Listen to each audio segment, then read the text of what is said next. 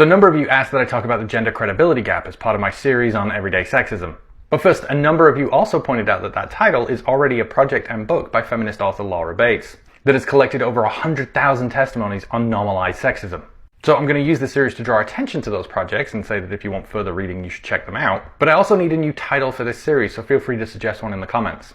And while the gender pay gap is often talked about, the credibility gap less so. This is the experience women face where they are seen as less credible than a man, often a less qualified man, simply for being women.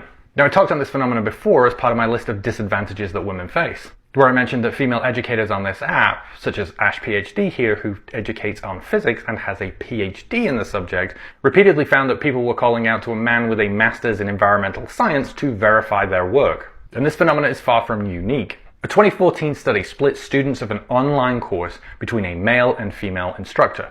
These instructors only interacted with their students online through email and comments, and those instructors split their groups into two, presenting as male to one and female to the other. And students were asked to rate their instructors at the end of the course. And unsurprisingly, while both male and female instructors received about the same ratings, both the male and female instructor received higher ratings when they were perceived as male and lower ratings when they were perceived as female, even for the same behaviors. For example, both instructors returned grades after 2 days. Now, out of 5, those instructors averaged a 4.35 for promptness when they were perceived as male. And yet that same behavior only averaged a 3.55 for promptness when they were perceived as female.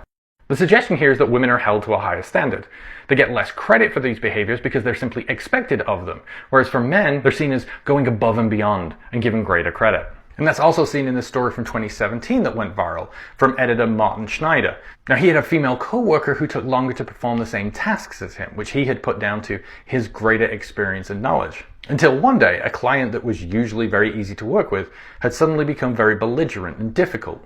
They were being rude and dismissive and ignoring his questions. He figured it out when he realized that he and Nicole shared an inbox and he was signing his emails with Nicole's signature. He changed back to his and reintroduced himself as Martin, and then suddenly his client became much easier to work with and all of the problems disappeared. So the two of them conducted an experiment. For 2 weeks they were going to switch emails. Martin would present himself as Nicole and Nicole would present herself as Martin.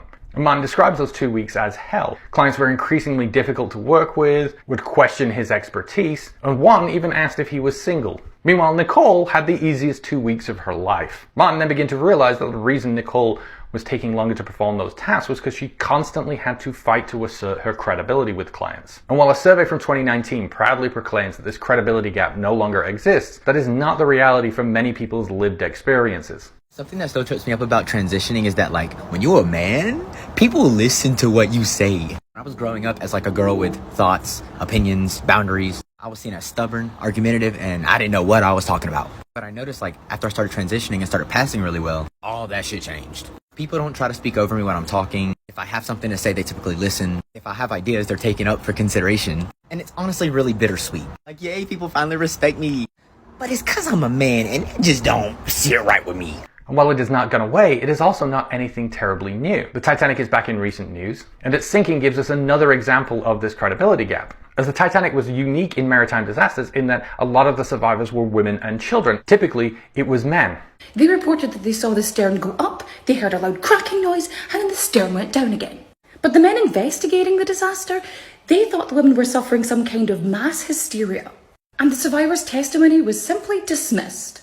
But upon the discovery of the wreckage, it proved that they were in fact correct. And so against this backdrop, it now becomes easy to see why heavily gendered crimes like SA, which are perpetrated 99% by men, deflect holding those men accountable based on the narrative that their female victims are not credible and cannot be trusted. Something that does not happen in any other violent crime. And that if we want to do our part in ending this, then it starts by challenging this credibility gap everywhere we encounter it.